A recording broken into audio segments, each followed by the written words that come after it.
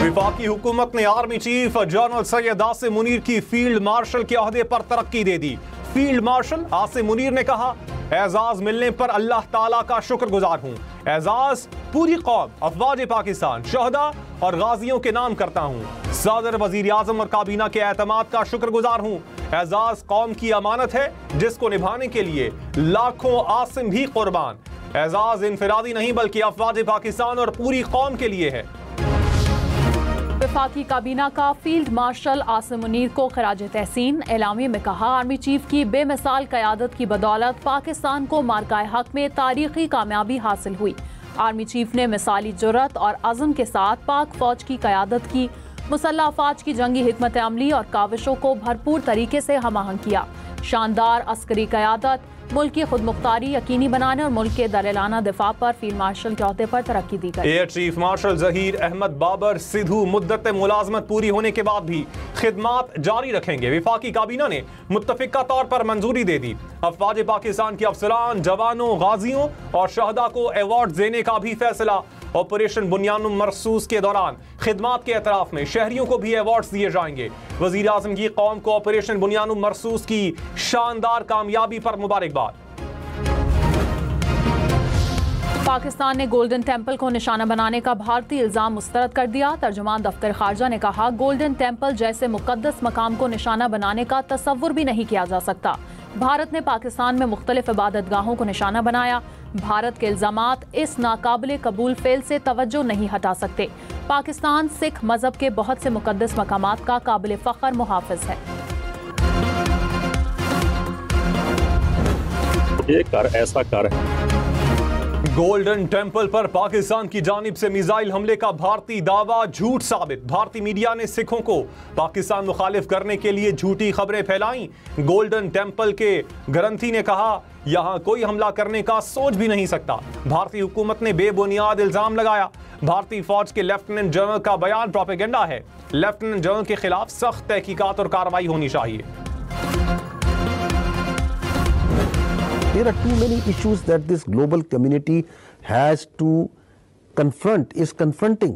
क्या उसका हल ये है कि एक मुल्क जो सा है दूसरों पे बिला जवाज झूठे बयानिए की बुनियाद पर बगैर सबूत के चढ़ दौड़े और अपनी इजारादारी अपनी नेबरहुड में अपनी हेजेमनी इस्तेमाल मुसलत करने की कोशिश करे।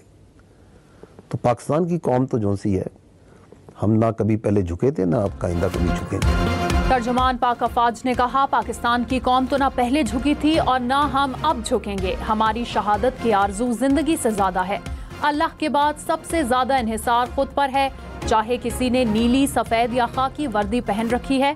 शहादत हमारे लिए एजाज है। दुनिया को मौसमियाती तब्दीली और बढ़ती आबादी के मसाइल का सामना है। क्या ऐसे में एक मुल्क दूसरे मुल्क पर बिला जवाज झूठे बयानिए और बगैर सबूत के चढ़ दौड़े, पड़ोसी ममालिक के ऊपर अपनी जारादारी मुसल्लत करने की कोशिश करे?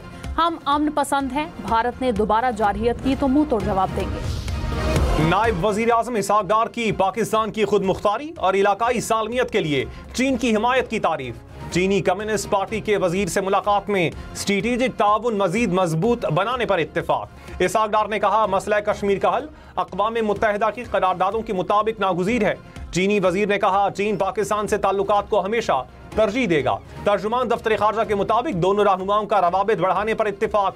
वजीर खारजा के चीनी वजीर खारजा और आला चीनी क़यादत से भी मुलाकातें शेड्यूल। DGISPR ने कहा, पाकिस्तान और चीन दुनिया में दो जिम्मेदार मुल्क हैं। दोनों ममालिक की पहली तरजीह लोगों की फलाह बहबूद है। पाकिस्तान और चीन दोनों खित्ते में अमन इस्तेहकाम के लिए कोशां हैं। हम दहशतगर्दी की लानत से लड़ रहे हैं। दहशतगर्दी का मकसद ही तरक्की को रोकना है। पाकिस्तान के अवाम भी यही चाहते हैं कि हम तरक्की और इस्तेहकाम की जानिब जाएं। हमारी पहली तरजीह अमन है। पाकिस्तान की गलियों में देखें तो अमन की खुशी मनाते लोग नजर आएंगे।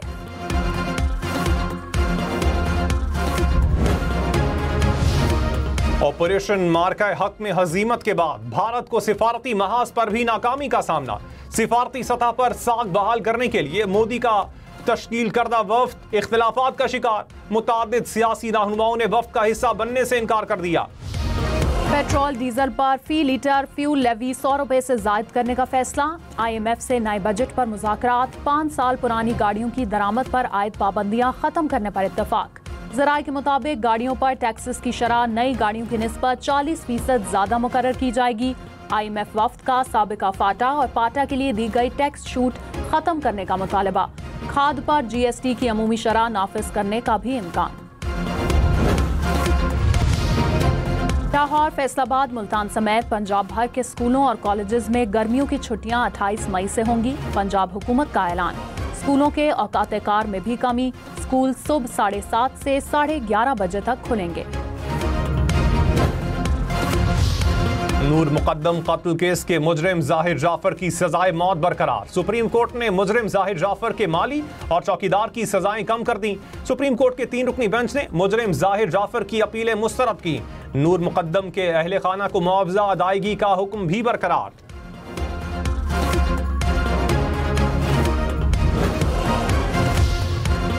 सुप्रीम कोर्ट में मखसूस नशिस्तों से मुतालिक नजरसानी अपीलों पर समाअत। जस्टिस मोहम्मद अली मजहर ने कहा, ऑर्डर ऑफ कोर्ट में हमेशा बेंच में शामिल तमाम जजेस का फैसला देखा जाता है। दोनों जज साहिबान ने पहले दिन ही अपने माइंड से फैसला कर दिया। जस्टिस अमीनुद्दीन खान ने कहा, 2 जजेस की अपनी ख्वाहिश थी कि वो बेंच में नहीं बैठेंगे। जस्टिस मोहम्मद अली मजहर बोले, 2 जजेस ने दरख्वास्तें खारिज की हैं।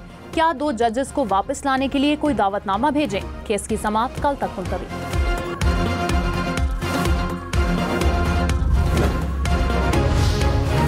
जजेस के तबादले में गैर मामूली जल्दी दिखाई गई। लाहौर बार के वकील हामिद खान के जजेस ट्रांसफर और सीनियरिटी केस में दलाइल मुकम्मल। कहा, चीफ जस्टिस ने बाबानी मुशावरत नहीं की। असल मकसद जस्टिस सरफराज डोगर को लाना था। 2 जजेस का ट्रांसफर महज दिखावे के लिए किया गया। जस्टिस मोहम्मद अली मजहर ने कहा, पाकिस्तान में जज ट्रांसफर पर रजामंदी आईनी तकाजा है। जस्टिस नईम अख्तर अफगान ने कहा, जजेस ट्रांसफर में मुशावरत नहीं बल्कि रजामंदी लेने की बात की गई। वज़ीर आला पंजाब से बरतानवी हाई कमिश्नर जेन मैरियट की मुलाकात। 2 तरफा ताउन, तालीम, सरमायाकारी समेत दीगर उमूर पर बातचीत। मरियम नवाज ने हालिया पाक भारत कशीदगी में बरतानिया के मुस्बत किरदार को सराहा।